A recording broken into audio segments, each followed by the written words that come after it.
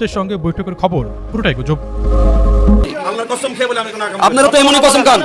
মাওলানা মামুনুল হক সাহেব যখন ওই ঘটনার মধ্যে পড়লেন তখন তিনি বলছিলেন যে অনেক টায়ার্ড ছিলাম, ক্লান্ত ছিলাম, এই কারণে হোটেলে গেছিলাম একটু রিল্যাক্স করতে। ঠিক একই ভাষায় আজকে নাসিরউদ্দিন পাটোয়ারি বলল কি যে 1 মাস জুড়ে তারা যে কর্মকাণ্ড করছে এগুলো নিয়ে অনেক টায়ার্ড, সারা দেশে ঘুরা, তো একটু রিল্যাক্সেশনের জন্য তারা কক্সবাজারে অবস্থান করছেন এই মুহূর্তে। তো কারা কারা? মুখ্য সমন্বয়ক নাসিরউদ্দিন পাটোয়ারি, মুখ্য সংগঠক সার্জিস আলম, মুখ্য সংগঠক হাসনাত আব্দুল্লাহ, জ্যেষ্ঠ যুগ্ম সদস্য সচিব তাসনিম জারা এবং তাসনিম জারার স্বামী ও এনসিপির যুগ্ম আহ্বায়ক খালেদ সাইফুল্লাহ। রহস্যই গেরা এনসিপির 5 শীর্ষ নেতা কক্সবাজারের 2 দিনের সফর আজ অতিবাহিত হচ্ছে। প্রিয় দর্শক, আমরা বুঝতে পেরেছিলাম গতকাল তারা যখন হোটেল থেকে বের হচ্ছে দুপুরবেলা কক্সবাজার থেকে, তখন আমরা ভেবেছিলাম যে তারা ঢাকায় আসছেন, গাড়িতে উঠছেন, কিন্তু না, আমরা কয়েক ঘন্টা পরে জানতে পারলাম যে তারা কালকে থেকে আজকে পর্যন্ত একদম হারে হারে প্রমাণিত। এবং আমি নিজেও কিন্তু বিরক্ত যে হচ্ছেটা কি। দেখুন, গতকালকে একটা গুঞ্জন ছড়িয়ে পড়েছে যে তারা নাকি কক্সবাজারে গেছে বৈঠক করতে সাবেক মার্কিন রাষ্ট্রদূত পিটার হাসের সঙ্গে। আপনারা জানেন যে পিটার হাস মার্কিন রাষ্ট্রদূত ছিলেন, খুবই আলোচিত সমালোচিত একজন ব্যক্তি পিটার হাস। তিনি মার্কিন রাষ্ট্রদূতের পদ থেকে পদত্যাগ করে তিনি একটা মার্কিন এনার্জি কোম্পানি অ্যাক্সেলারেটের কান্ট্রি ডিরেক্টর হিসেবে আছেন, কান্ট্রিম্যান। আসসালামু আলাইকুম রহমতুল্লাহ। প্রদর্শক, নতুন এক ভিডিওতে আপনাদের সকলকে স্বাগতম। প্রদর্শক, আপনারা ভিডিওর শুরুতে ভিডিওর বিশেষ কয়েকটা অংশ এবং থাম্বনেল থেকে বুঝে গেছেন যে আসলে কতটা গুরুত্বপূর্ণ নিউজ হতে চলেছে। প্রদর্শক, বর্তমান সময়ে এনসিপির প্রথম সারি 5 নেতাকে নিয়ে এক পর্যায়ে সমালোচনা শুরু হয়ে গেছে দেশে। প্রদর্শক, এনসিপির নেতা নাসিরউদ্দিন বলেছিল যে আসলে আমরা প্রায় 1 মাসের বেশি কষ্ট করেছি, তাই একটু রিল্যাক্স করতে কক্সবাজারে গিয়েছিলাম। কক্সবাজারে যাওয়ার পরেই এমন ঘটনা ঘটেছে এনসিপির নেতাদের সঙ্গে। প্রদর্শক, দেখেন, অতীতে আমরা যদি একটু ঘাটাঘাটি করি, আল্লামা মামুনুল হক সাহেব তার 2য় স্ত্রীকে নিয়ে বেড়াইতে গেছিল। সারাদিন ক্লান্ত হওয়ার কারণে হোটেলে উঠছিল। ওঠার পরে কেমন একটা হেনস্থার শিকার হয়েছিল আল্লামা মামুনুল হক সাহেব, আপনাদের মনে আছে অবশ্যই, তাই না? দেখেন, ওই ঘটনা আর এনসিপির নেতাদের ঘটনা প্রায় একই রকম। কিন্তু প্রদর্শক, এই বিষয়ে খুবই গুরুত্বপূর্ণ আলোচনা করেছে এক বিশ্লেষক, আপনারা শুনলে বুঝতে পারবেন। এবং এনসিপির কিছু নেতাকে নিয়ে আরও কয়েকটি বিশ্লেষক খুবই গুরুত্বপূর্ণ আলোচনা করেছে। আপনারা সম্পূর্ণ আলোচনা শুনলে সম্পূর্ণ বিষয়টি বিস্তারিত জানতে পারবেন। চলুন আর কথা না বলে একটি লাইক দিয়ে আমরা সকল বিশ্লেষকের আলোচনাগুলো দেখে আসি। চলুন। এনসিপির 5 নেতার কক্সবাজার সফর নিয়ে আরও কিছু নতুন ঘটনা যুক্ত হলো এবং একটা পদক্ষেপ এনসিপি তাদেরকে ফর্মালি আর অফিসিয়ালি শোকজ করেছে।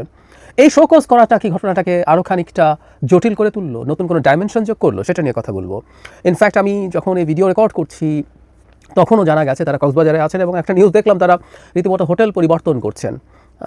ভেতরে পড়ে দেখলাম গোয়েন্দা সংস্থা নজরদারি আছে ইত্যাদি ইত্যাদি। আমি জানি না এই ব্যাপারটাকে নিয়ে এত বেশি জল ঘোলা কেন হচ্ছে, কিন্তু এই নোটিশ দেওয়াটার একটা ডাইমেনশন আছে বলে আমি ধারণা করি। তার আগে একটা কথা একটু বলে রাখা দরকার, এখানে একজন নারী সদস্যকে নিয়ে তাসনিম জারা এবং তার সাথে পুরুষরা গেছেন, এই ধরনের ইঙ্গিতপূর্ণ কথাবার্তা কোনো মিডিয়ায় এসছে এবং সোশ্যাল মিডিয়ায় অনেকে এটাকে রসিয়ে নানা বাজে কথাবার্তা লিখছেন।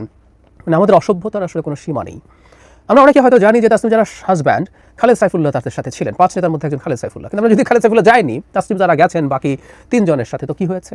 একজন নারী, একজন রাজনৈতিক কর্মী তার সহকর্মীদের সাথে কোনো কাজে কক্সবাজার যেতে পারবেন না, তারা একই হোটেলে অবস্থান করতে পারবেন না। মানে আমাদের অসভ্যতার আসলে কোনো সীমা নেই। একজন নারী যেখানে থাকেন সেখানে আমরা যদি তাকে পছন্দ না করি, তাসনিম জারার রাজনীতি কারো পছন্দ নাও হতে পারে, তাসনিম জারা না, যে কারো যে কোনো দলের যে কারো, কিন্তু সেটার জন্য নারী হওয়া মাত্রই খুব বাজে ধরনের ইঙ্গিত করার একটা প্রবণতা আমাদের সমাজে আছে। এটা অসভ্যতা এবং এটা ইত্রামি। এই ইত্রামিকে আমরা কোনো রকমেই নতুন বাংলাদেশে জায়গা করতে দেব না।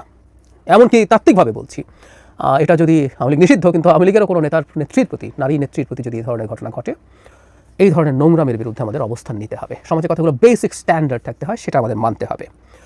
যাই হোক, যেটা দিয়ে কথা বলতে চেয়েছিলাম সেটা হচ্ছে এই যে নোটিশ দেওয়া আছে, নোটিশের ভাষাটা আমি একটু পড়ি। 5 জনকে একই নোটিশ দেওয়া হয়েছে একই ভাষায়। গতকাল 5 আগস্ট জুলাই অভ্যুত্থানের প্রথম বর্ষপূর্তি ও রাষ্ট্রীয় গুরুত্বপূর্ণ দিবসে আপনি এবং দলের আরও 4 জন কেন্দ্রীয় সদস্য ব্যক্তিগত সফরে কক্সবাজার গিয়েছেন। এই সফর সংক্রান্ত কোনো তথ্য কিংবা ব্যাখ্যা রাজনৈতিক পর্ষদের নিকট পূর্বে অবগত করা হয়নি। অনেকগুলো ডাইমেনশন যোগ হয়। আমরা জানি 5 জন কারা কারা, অলরেডি জারা এবং খালেদ সাইফুল্লাহর কথা বললাম। এর বাইরে আছেন জনাব নাসিরউদ্দিন পাটোয়ারি, হাসনাত এবং সার্জিস।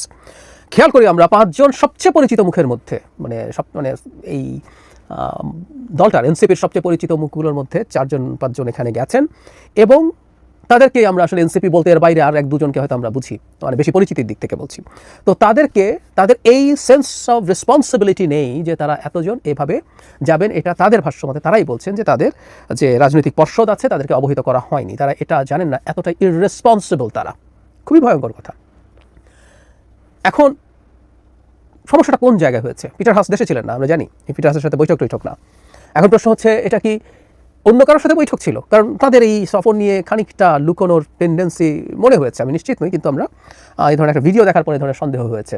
এখন সেটা প্রকাশিত হয়ে যাওয়ার পর কি ড্যামেজ কন্ট্রোল করা হচ্ছে? কারণ এখানে একটা প্রশ্ন তৈরি হয়, সেটা হচ্ছে 5 অগস্ট তারা কেন গেলেন? যে 5 অগস্টকে এনসিপি তার সবচেয়ে বড় কৃতিত্ব হিসেবে দাবি করে, অনেক ক্ষেত্রে জাহির করে বাজেভাবে, কিন্তু করে। তার মধ্যে সবচেয়ে গুরুত্বপূর্ণ লোকজন বিভিন্ন প্রোগ্রামে থাকবেন, এটাই তো স্বাভাবিক। আমার সাথে গতকালই এনসিপির একজন নেতা টকশোতে ছিলেন, তিনি জানান যে 3 জন ইনভাইটেড ছিলেন, 3 জন গেছেন ওই মূল অনুষ্ঠানটাতে, কিন্তু মানিক মিয়া এভিনিউতে অসংখ্য মানুষ ছিলেন এবং বিভিন্ন জায়গায় বিভিন্ন অনুষ্ঠান হয়েছে, সেখানে তারা যেতে পারতেন, বিভিন্ন টকশো হয়েছে সেখানে তারা, কারণ সেদিন ঘোষণাপত্রও দেওয়া হয়েছে, সেই ব্যাপারে তাদের যে মতামত আছে সেগুলোর বিশ্লেষণ তারা উপস্থাপন করতে পারতেন জাতির সামনে। সুতরাং আমরা জুলাই পদযাত্রা করে ক্লান্ত হয়ে পড়েছি, তাই এখন ঘুরতে গেছি, এটা ঠিক ধোপে টেকে না, ফলে এটা এক ধরনের মানুষের সামনে রং পারসেপশন দেয়, সেই কারণে তারা ড্যামেজ কন্ট্রোল করার চেষ্টা করতে পারেন। কিন্তু একটা প্রশ্ন আছে, খুবই জরুরি প্রশ্ন আছে, এই যে 5 জন গেলেন, এটা কি বেআইনি কিছু? উত্তর হচ্ছে না। এটা কি অনৈতিক কিছু হলো? আমি এটা খুব মেজর অনৈতিক কিছু হয়েছে বলে মনে করি না, কিন্তু এটা পলিটিক্যালি ইনকারেক্ট হয়েছে। আমি এই ইস্যু নিয়ে গতকালের ভিডিওতেই বলেছি যে পলিটিক্সে পারসেপশন ম্যাটার্স, অনেক সময় ফ্যাক্টের চেয়ে পারসেপশন বেশি ম্যাটার করে, সো এখানে তাদের সম্পর্কে পারসেপশনে ক্ষতি করবে। কিন্তু ঘটনাটা সেই অর্থে তাদের বিপক্ষে যায়নি, কারণ যখন জানা গেল জনাব পিটার হাস দেশে নেই এবং একটা মিথ্যে খবর মিডিয়াগুলো, অনেক মেইনস্ট্রিম মিডিয়া নিশ্চিতভাবে ছড়িয়েছে, এটা অত্যন্ত গর্হিত হয়েছে। গত ভিডিওতেই বলেছে আমাদের প্রেস কাউন্সিলের উচিত ছিল এই ঘটনাটা নিয়ে মিডিয়াগুলোর সাথে কথা বলা, তাদেরকে জবাবদিহিতার আওতায় আনা, এবং আমি আজ পর্যন্ত দেখিনি, এখন পর্যন্ত দেখিনি কোনো যারা এসব প্রকাশ করেছে তারা অ্যাপোলোজাইজ করেছে তাদের এই ভুলের জন্য। এবং ড্যামেজ প্রচুর হয়ে যায়, ভুল স্বীকার করলেও আসলে অনেক সময় সেটা ঠিক হয় না। এই যে আমরা জানলাম পিটার হাস দেশে নাই, অনেকে এটা জানলেন না, তাদের কাছে চলে গেল, তারা গেছেন। অবশ্য আমি বলি পিটার হাসের সাথে বৈঠক করতে গেলেই বা কি, আমি মনে করি পিটার হাস আরও অনেকের সাথে বৈঠক করবেন, এগুলো খোলামেলা হওয়া উচিত, এবং NCP should be smart enough, যদি কখনো তারা করেন তারা সেটা জানিয়েই করবেন। কিন্তু সিচুয়েশন তাদের কন্ট্রোলে চলে এসেছিল, তো তাহলে আবার এই শোকজ করার মাধ্যমে কি ব্যাপারটাকে আরও উস্কে দেওয়া হলো না? কারণ এই শোকজের মাধ্যমে তাদের 5 নেতার ইররেসপন্সিবিলিটি আবার জাতির সামনে প্রকাশিত হলো। খেয়াল করি, এই 5 নেতা একসাথে যাচ্ছেন, 5 অগস্ট যাচ্ছেন, তাদের যে রাজনৈতিক পর্ষদ তাকে তারা জানাননি, এটা অফিসিয়ালি এখন এনসিপি বলছে যে দলের প্রধান লোকজনের মধ্যে এরা জানলেন না। তাহলে কি হতে পারে? আমরা কি একটা অন্য ইন্টারপ্রিটেশন করব? আমার যেটা বলে রাখি, আমি জানি না সম্ভাবনা কতটুকু, আমার আরেকটা জিনিস মনে হয়েছে, কারণ কখনো যখন গর্হিত অন্যায় হয়ে যায়, যেমন ধরুন এনসিপির এক নেতা ছিলেন, ভুলে গেলাম, বিরাট লেবাসধারী, ধর্মীয় লেবাসধারী এক নেতা, পাঠ্যপুস্তকের বিষয় হিসাব নিয়ে তিনি, তানভীর সম্ভবত নাম, যাই হোক, তো তিনি বহু কোটি টাকার দুর্নীতিতে জড়িয়ে পড়েন, এটা একটা ক্রাইম, সেই ক্রাইমের জন্য তাকে শোকজ পাবলিকলি দেওয়ার জরুরত আছে, কারণ তাতে এনসিপি দেখাতে পারে যে তার দল, সেই দল কখনো এই ধরনের দুর্নীতিকে প্রশ্রয় দেয় না। কিন্তু যে ঘটনাটা ঘটলো, এই ঘটনাটা তো কোনো ক্রাইম না, তাহলে কেন এই 5 নেতাকে অফিসিয়ালি তারা আবার জাতির সামনে কাঠগড়ায় দাঁড় করালেন? এই প্রশ্নটা আমার মাথায় আসলো, এবং এটার একটা অল্টারনেটিভ ব্যাখ্যা, আমি জানি না কতটা নিশ্চিত হবে এটা, কিন্তু আমার একটা অল্টারনেটিভ ব্যাখ্যা আছে। এনসিপির মধ্যে কি কোনো ধরনের সিরিয়াস মতদ্বৈততা তৈরি হয়েছে, বা আমরা পার্টির ভাষায় যেটাকে গ্রুপিং বলি, গ্রুপিং তৈরি হয়েছে, যে কোনো একটা গ্রুপ, এই যারা গেলেন তারা হয়তো এক গ্রুপের, এবং দলের কোনো একটা গ্রুপ চেয়েছেন এদেরকে পাবলিকলি হিউমিলিয়েট করতে, আমি জানি না, কিন্তু আমার কাছে এটা একটা কারণ বলে মনে হয়েছে। কারণ এই অফিসিয়াল যে প্রতিক্রিয়া, যে ইনফ্যাক্ট তাদের কাছে পার্সোনালি এই ধরনের জবাবদিহিতা রিটেন চাইতেও পারতো, কিন্তু এটা তারা পাবলিক করেছেন, তার মানে এটা জনগণকে জানাতে চেয়েছেন। এই জানানোটাই আসলে আমার মনের মধ্যে এই প্রশ্নটা তৈরি করেছে। বাংলাদেশে রাজনৈতিক দলগুলোর মধ্যে নানান মতদ্বৈততা, গ্রুপিং, দলাবদলি থাকবেই। আমি অনেকে এনসিপির কাছে আলাদা কিছু এক্সপেক্ট করেন, আমি করি না। এই মাটি থেকে উঠে আসা একই রকম মানুষজন, এরাও একই রকম ভাঙা করার মধ্য দিয়ে যাবে, এবং এই কারণেই তারা যত বেশি এক্সপেকটেশন নিজেদের উপরে তৈরি করেন, আমি মনে করি এটা তাদের ভুল, এটা উচিত না। এটা করে বরং মানুষের সমালোচনা তারা বেশি ওয়েলকাম করেন, তখন অল্প সমস্যাতেও মানুষ তাদেরকে বেশি সমালোচনা করে, and which is very natural. যে আপনি তো নতুন বন্দোবস্তের কথা বলছেন, আপনি তো সব কিছু ভালো করে ফেলবেন বলছেন, তো আপনি এটা করছেন কেন? তো যে কথাটা বলছিলাম যে বাংলাদেশের মাটিতে বসে রাজনৈতিক দল হবে আর তাতে প্রচুর সিরিয়াস গ্রুপিং দলাদলি থাকবে না, তা তো হতে পারে না। আমরা তো একবার এক ধরনের গ্রুপিং দলাদলি একটা রেজাল্টও দেখলাম।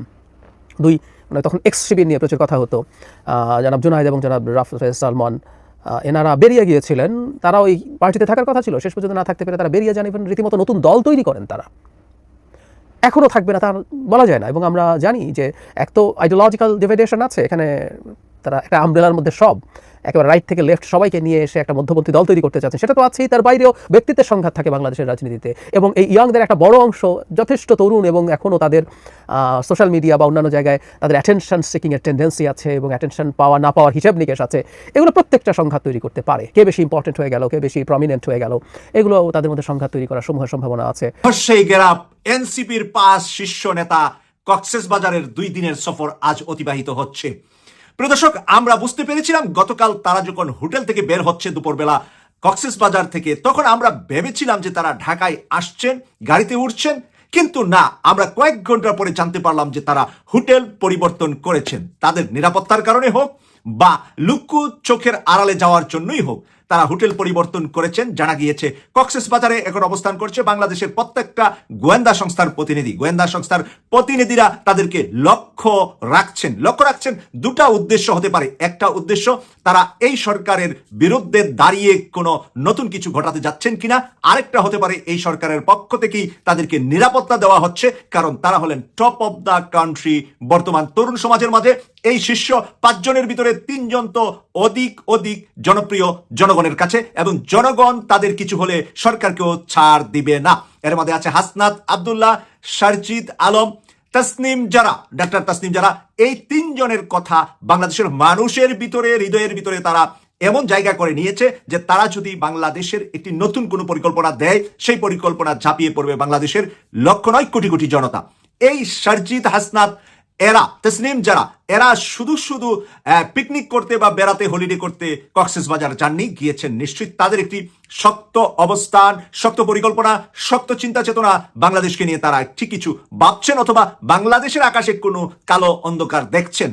কালো অন্ধকার থেকে আলোকিত কিভাবে দেশকে করা যাবে, সেই জন্য তারা কোনো একটি বৈঠক তাদের নিজেদের মধ্যে হতে পারে অন্য কোনো স্টেক হোল্ডারদের সাথে তারা বৈঠক করতে সেখানে গিয়েছেন।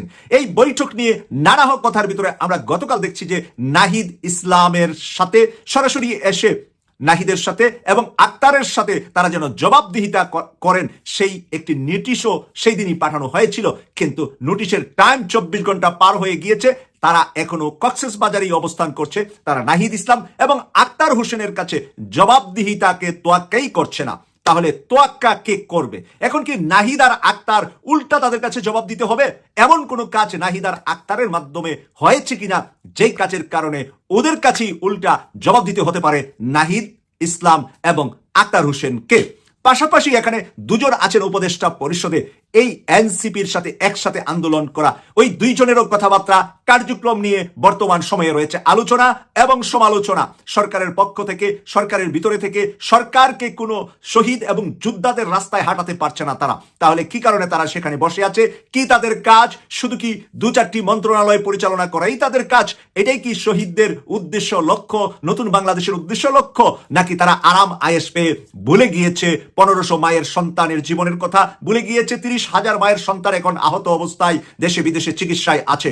কোনটা এখন মুখ্যম আমাদের এই 2 ছাত্র উপদেষ্টার উপরে? ওই আন্দোলন সংগ্রাম যেরকম রাজপথে হয়েছে, সচিবালয়ে, মন্ত্রণালয়ে তাদের সেখানে আন্দোলন করার কথা যে আমরা আমাদের শহীদ ভাই বোনদের ন্যায্য দাবি আদায় করার জন্যই এখানে এসেছি। আমরা এসেছি আহত ভাই বোনদেরকে সর্বোচ্চ চিকিৎসা দিয়ে তাদেরকে কর্মক্ষেত্রে পৌঁছানো পর্যন্ত আমাদের দায়িত্ব। এ পর্যন্ত কয়জন আহত স্পেশাল কোন সুযোগ সুবিধা সরকারের কাছ থেকে সরকারি চাকরি পেয়েছেন? কয়জন শহীদ পরিবারের সন্তান যারা শহীদ হয়েছে তাদের ভাই অথবা তাদের সন্তান অথবা তাদের স্ত্রী সরকারি চাকরি পেয়ে তারা স্বাবলম্বী হয়েছেন? কিছু অনুদান, কিছু দান দক্ষিণাই কি এখানে তাদের ঋণ আমরা শেষ করে দিতে চাচ্ছি বা দেওয়া সম্ভব? আমরা দেখেছি রাজনৈতিক দলগুলার ভিতরে স্পেশালি জামাত সেখানে সেই পরিবারগুলাকে অর্থনৈতিকভাবে সবচেয়ে বেশি সহযোগিতা করেছেন সরকারেরও আগে। আমরা এর পরবর্তীতে দেখছি বিএনপির জনাব তারেক রহমানের নির্দেশে কিছু জায়গায় বর্ষপূর্তি পালন উপলক্ষেও তাদেরকে বিভিন্ন ধরনের অনুদান বা সহযোগিতা দিচ্ছেন। প্রিয় দর্শক, অন্যান্য রাজনৈতিক দল, মানবাধিকার সংগঠনগুলোও সেখানে সহযোগিতা করছেন। এই সহযোগিতা আর এই দান দক্ষিণা খাওয়ার জন্যই কি তাদের স্বামী, তাদের ভাই, তাদের সন্তান জীবন দিয়েছিল গত বছর? নাকি এই জাতিকে একটি মুক্ত জাতি, স্বাধীন জাতি, ভারত বিরোধী জাতি, ভারতের আগ্রাসন থেকে সারা জীবন বাংলা যেন পরিষ্কার থাকে, বাংলা যেন সাদা আকাশের ভিতরে সূর্যের তাপ গ্রহণ করতে পারে, যাতে করে ভারতীয় মেঘ এসে ঢেকে না দিতে পারে আমাদের সূর্যের আলো বা চাঁদের সৌন্দর্য?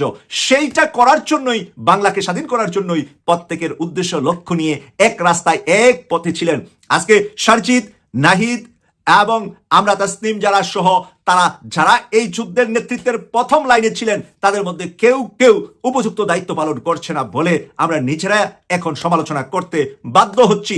এরই মাঝে আমরা সারজিদকে, হাসনাতকে, আমরা ডাক্তার তাসনিম জারাকে আমরা যেভাবে এখনো জনতার পাশে, জনতাকে নিয়ে কাঁদেন, জনতার গলায় ধরে যেভাবে তারা এক রাস্তায় হাঁটার চেষ্টা করেন, ইসলামপন্থীদের সাথে রয়েছে তাদের সখ্যতা, আন্তরিকতা, এই ইসলামপন্থীদের সহযোগিতা মাঠে নামার কারণে, মাদ্রাসা ছাত্রদের জীবন দেওয়ার কারণে তাদের বদলাই আজকের এই সোনার বাংলা হয়েছে বলে অনেকে মনে করছে।